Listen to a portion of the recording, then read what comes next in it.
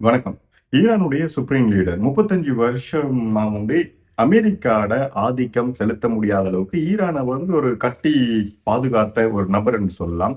Supreme leader கமீனி அவர்கள் கொல்லப்பட்டதாக இதுவரைக்குமே சமூக ஊடகங்கள்ல இந்த நியூஸ் சொல்லப்பட்டிருந்தது. இதை இஸ்ரேலும் சொல்லியிருந்தாங்க. நாங்க இப்படியான ஒரு விஷயத்தை நடத்தியிருந்தோம்னு சொல்லி அமெரிக்கா கூட சொல்லப்பட்ட நிலையில எந்த ஒரு கன்ஃபார்மான நியூஸையும் ஈரான் சொல்லல. அதாவது ஒபிஷியல் அவங்க அனௌன்ஸ் பண்ணல. ஆனா இப்ப கமீனி அவர்கள் இறந்து விட்டதாக ஈரானுடைய அரசாங்கமே இதை சொல்லி இருக்கிறாங்க. இதுல இன்னும் ஒரு முக்கியமான விஷயத்த பாத்தீங்கன்னா 40 நாளைக்கு தலைவர் கமீனி அவர்கள் கொல்லப்பட்டதுக்கான துக்க நிகழ்வாக 40 நாட்கள் அனுஷ்டிக்கப்படும் என்ற ஒரு விஷயம் சொல்லப்பட்டிருக்கு. இது நிறைய இடங்கள்ல பாத்தீங்கன்னு சொன்னால் சுப்ரீம் லீடர் கமீனி அவர்கள் கொல்லப்பட்டதுக்கு வருத்தத்தை தெரிவித்து நிறைய மக்கள் வீதியோரங்கள்ல அவர போட்டோ எல்லாமே கொண்டு போற மாதிரி ஒரு துக்க நிகழ்வுகளையும் காணக்கூடிய இருக்கு. ஒரு சில இடங்கள்ல கமீனி அவர்கள் கொல்லப்பட்டதை ஈரானுடைய மக்கள் சந்தோஷமா எடுத்துக்கொள்ளக்கூடிய ஒரு சில விஷயங்களும் காணக்கூடிய இருந்தது.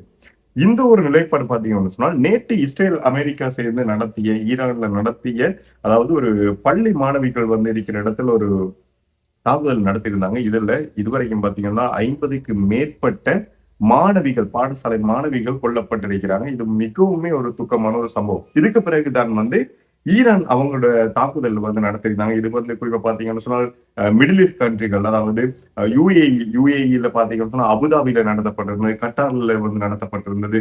சோ பக்ரைன்ல இப்படி இந்த அமெரிக்காவுக்கு சார்பாக இருக்கிற நாடுகள்னு சொல்லி, அதாவது அமெரிக்காவுடைய ராணுவ தளங்கள் இருக்கக்கூடிய இந்த மிடில் ஈஸ்ட் கண்ட்ரிகள்ல இப்படியான ஒரு தாக்குதல ஈரான் நடத்தி இருந்தது. சோ இதனால பாத்தீங்கன்னு சொன்னால் உண்மையிலே 2 நாடுகளோ அல்லது நிறைய நாடுகள் போரிடுற சந்தர்ப்பத்துல இந்த ராணுவ வீரர்களை தாண்டி இதுல அதிகமாக பொதுமக்கள் உயிரிழப்புகள் அவங்க ஏற்படுறது காணக்கூடிய இருக்கு. சோ இலங்கையில இருக்கவனுக்கு இந்த விஷயம் தெரிஞ்சுக்க நம்ம யுத்தத்தை கண்கூடாக பார்த்திருக்க நேரடியா. சோ இந்த டைம்ல பாத்தீங்கன்னு சொன்னால் ஏகப்படியான பொதுமக்கள் உயிரிழப்பு தான் ஏற்பட்டிருந்தது. அதே போல நேற்று இஸ்ரேல் ஈரான் நடத்தப்பட்ட தாக்குதலா இருந்தாலும் சரி, அல்லது ஈரான் தற்பொழுது ஏனைய நாடுகள்ல, அதாவது இந்த அமெரிக்காவுக்கு எதிராக நடத்தி கொண்டிருந்த தாக்குதல் எடுத்துக்கொண்டாலும் பாத்தீங்கன்னு சொன்னால் ஒட்டுமொத்தமாக சாதாரணமா இருக்கிற பொதுமக்கள் தான் அதிகப்படியான உயிரிழப்புகளுக்கு உள்ளாகுறாங்க. சோ இந்த ஒரு விஷயம் அதாவது 35 வருடங்களாக கமீனி அவர்கள் கட்டுப்பாட்டுல தான் ஈரான் செயல்பட்டிருந்தது.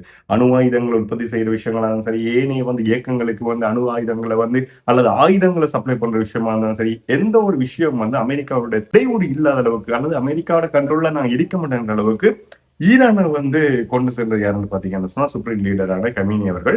சோ இவரோட மறைவுக்கு, இவர் கொல்லப்பட்டது இந்த ஒரு விஷயத்துக்காக நிறைய நாடுகள் அல்லது இந்த கொலை சம்பவத்துக்கு இந்த கொலை செய்யறதுக்கு உடந்தையா இருந்த இஸ்ரேல் சரி, அல்லது இந்த அமெரிக்கா அல்லது இந்த நாடுகள், இந்த 2 நாடுகளுக்குமே சப்போர்ட் ஆகிற நிறைய நாடுகளுக்கு மிகப்பெரிய ஒரு அதிரடியான எதிர்ப்பு விஷயம் ஏற்படும், அல்லது ஒரு மிகப்பெரிய நீங்க யோசிக்க முடியாத அளவுக்கு ஒரு தாக்குதலை நாங்க நடத்துவன்ற மாதிரி ஈரானுடைய ஜனாதிபதி அவர் தெரிவிச்சிருக்காரு.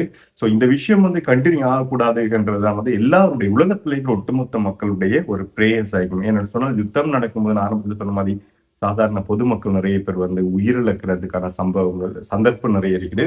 சோ அதனால முடிஞ்ச அளவுக்கு இந்த யுத்தம் இதோட முடிக்கப்பட வேண்டும் என பொதுமக்கள் அதிகப்படியான இழப்புகள், பொதுமக்கள் உயிரிழப்புகள் ஏற்படாம இருக்கணும் என்ற விஷயத்த நம்ம எல்லாருமே ப்ரே பண்ணி வேண்டிக்கொள்ளும். ஸோ இந்த ஒரு யுத்தம் இதோட முடியணும்ன்றதுதான் எல்லாருடைய எதிர்பார்ப்பா இருக்குது.